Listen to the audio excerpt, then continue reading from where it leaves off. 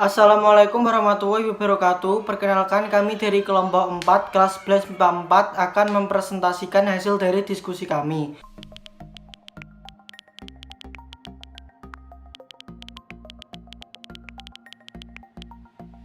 Perkenalkan, saya Amar Anil Azmi, nomor absen 4. Nama saya Faila Nur Faiza, nomor absen 11. Nama saya Farida Izzatul Ilmi, nomor absen 12. Perkenalkan, nama saya Lisa Caherani, nomor absen 21. Nama saya Cynthia Rahmawati, absen 30. Pendahuluan dalam materi sistem produksi peralatan konversi energi membahas mengenai 1. Energi panas bumi, 2. Manfaat produk bidang konversi energi, 3. Potensi produk bidang konversi energi di daerah, 4. Perencanaan produksi rekayasa konversi energi, dan 5. Alat dan bahan yang dibutuhkan. B. Sistem produksi peralatan konversi energi. 1. Aneka produk bidang konversi energi terdiri dari A. Konversi energi angin, B. Konversi energi surya atau matahari, C. Energi air, D. Biogas, E. Biomasa, dan F. Energi panas bumi. F. Energi panas bumi. Energi panas bumi berasal dari inti bumi, dapat dimanfaatkan sebagai sumber energi pembangkit listrik. Panas yang dihasilkan berkesinambungan. Oleh sebab itu, energi ini dikatakan energi terbarukan. Penggunaan panas bumi selain untuk pembangkitan listrik, energi panas bumi juga dapat dipergunakan antara lain untuk menghangatkan sebuah bangunan, pengeringan hasil pertanian seperti buah dan sayuran, sterilisasi susu, dan pengeringan makanan. 2. Manfaat produk bidang konversi energi. Energi listrik yang dihasilkan dari upaya konversi energi dapat dimanfaatkan untuk penerangan, kegiatan produksi pada industri kecil, serta kegiatan yang bersifat edukasi. Manfaat produk rekayasa konversi energi dapat dijelaskan lebih jauh sebagai berikut. A. Keberadaan pembangkit energi listrik terbarukan membantu meningkatkan kemandirian dari kebergantungan terhadap energi fosil dan menjadi penyangga pasokan energi nasional di masa mendatang. B. Pembangkit energi listrik baru terbarukan yang ramah lingkungan mempunyai potensi mengurangi emisi CO2. C. Ketersediaan energi listrik terutama di daerah-daerah terpencil diharapkan secara merata dapat menyejahterakan masyarakat. D. Menyelamatkan lingkungan dan mengatasi berbagai dampak buruk yang ditimbulkan akibat penggunaan bahan bakar fosil. E. Energi listrik yang dihasilkan dapat dimanfaatkan untuk kegiatan-kegiatan produktif pada industri rumah tangga, diantaranya membuat es balok untuk pengawetan ikan, untuk mendukung kegiatan wisata kuliner, penerangan rumah tinggal, penerangan jalan, kegiatan di industri kecil. F. Terciptanya lapangan pekerjaan di berbagai sektor. Potensi produk bidang konversi energi di daerah.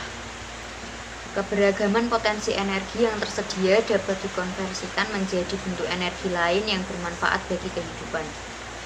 Produksi rekayasa konversi energi disesuaikan dengan potensi sumber daya yang ada di daerah masing-masing, yang dapat meningkatkan kebermanfaatan bahan-bahan yang tersedia di lingkungan sekitar. Contoh, limbah hasil pertanian dan perkebunan dapat dimanfaatkan sebagai bahan baku pembuatan energi baru terbarukan. Potensi alam berupa sinar matahari yang bersinar sepanjang tahun dan potensi angin di daerah pantai yang memungkinkan untuk pembangkit energi baru terbarukan melalui panel surya dan turbin bertenaga angin.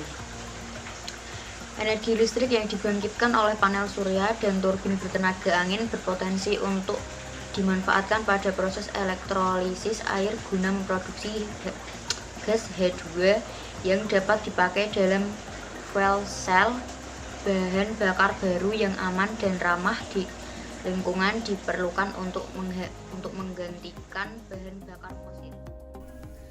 Fuel cell dengan bahan bakar gas H2 dan O2 sebagai alternatif yang tepat, sebab gas buang berupa air yang sangat ramah lingkungan.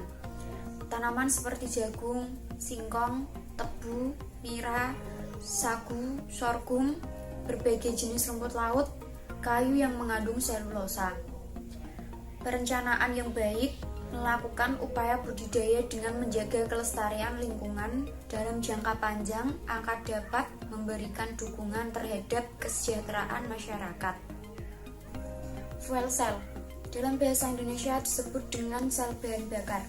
Prinsip operasi dari alat fuel cell mirip dengan baterai, yaitu reaksi kimia yang dipergunakan untuk menghasilkan arus listrik.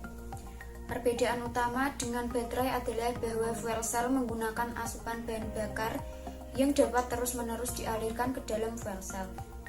Sehingga fuel cell dapat terus beroperasi selama ada suplai bahan bakar, H2, O2, etanol, metanol. Berbeda dengan baterai. Bila bahan kimia yang menjadi sumber energi telah habis, baterai tidak akan lagi menghasilkan energi listrik, karena tidak ada asupan bahan bakar yang bisa dimasukkan ke dalam baterai tersebut. Analisa SWOT adalah suatu kajian terhadap lingkungan internal dan eksternal wirausaha atau perusahaan. Analisa internal lebih menitik beratkan pada aspek kekuatan atau strength dan kelemahan atau weakness. Sedangkan analisa eksternal untuk menggali dan mengidentifikasi semua gejala peluang atau opportunity yang ada di masa mendatang, serta ancaman atau threat dari kemungkinan adanya pesaing atau calon pesaing. Pembakaran pembuatan arang atau pengarangan dengan menggunakan alat pirolisis. Pembuatan arang briket dapat dimanfaatkan sebagai sumber energi untuk kepentingan kehidupan sehari-hari. Proses pembakaran ini dapat digunakan barang bekas berupa drum yang didesain sedemikian rupa untuk proses pengarangan. 5. Alat dan bahan yang dibutuhkan. Alat pendukung dalam pembuatan arang briket diantaranya 1. Alat pirolisis atau drum pembakaran, 2. Alat penumbuk, 3. Ayakan, 4. Wadah pencampuran kanji, 5. Pencetak arang briket, 6. Alas pengeringan. Bahan pendukung pembuatan arang briket diantaranya A. Tepung kanji, B. Air, C. Limbah pertanian yang berupa kulit kakao, kulit durian, kulit bakar, tempurung, limbah tandan sawi, sekam, limbah industri furniture.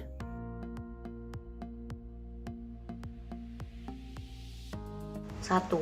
Energi dari air terjun digunakan untuk A. Tempat wisata, B. Pemandian, C. Pembangkit listrik, D. Transportasi, F. Komunikasi. 2. Yang dimaksud dengan konversi energi adalah A. Perubahan energi otot menjadi energi gerak, B. Perubahan energi matahari menjadi otot, C. Perubahan energi mekanik menjadi energi listrik, D. Perubahan energi listrik menjadi energi mekanik, E. Perubahan energi satu ke bentuk energi lain. Nomor 3. Analisa yang menitik beratkan pada aspek kekuatan dan kelemahan, yaitu A. Internal, B. Eksternal, C. Terbuka, D. Tertutup, E. Penjualan. Nomor 4. Suatu kajian terhadap lingkungan internal dan eksternal wirausaha. A. Analisa TOWS, B. Analisa OWTS, C. Analisa SWOT, D. Analisa hukum, E. Analisa personal. 5. Berasal dari manakah panas bumi itu? A. Panas bumi, B. Inti bumi, C. Bawah bumi, D. Atas bumi, E. Dalam bumi. 6. Alat dan bahan yang dibutuhkan dalam pembuatan arang briket kecuali A. Tepung kanji, B. Ayakan, C. Alat pengeringan, D. Nampan, E. Air. Nomor 7. Apa arti dari weakness? A. Ancaman, B. Peluang, C. Kelemahan, D. Kekuatan, E. Pesaing. Nomor 8. Fuel cell menggunakan bahan bakar gas yaitu A. H2 dan O2, B. CO2 dan 2H2, C. C3 dan H8, D. H2, E. CO.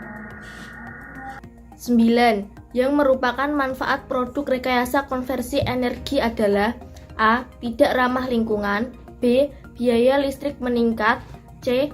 Terciptanya lapangan pekerjaan di berbagai sektor, D. Menimbulkan dampak buruk, E. Tidak dapat dimanfaatkan untuk kegiatan-kegiatan industri rumah.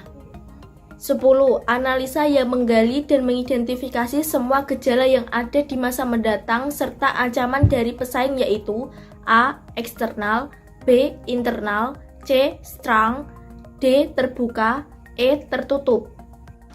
Sekian dari presentasi kelompok kami, kurang lebihnya mohon maaf. Wassalamualaikum warahmatullahi wabarakatuh.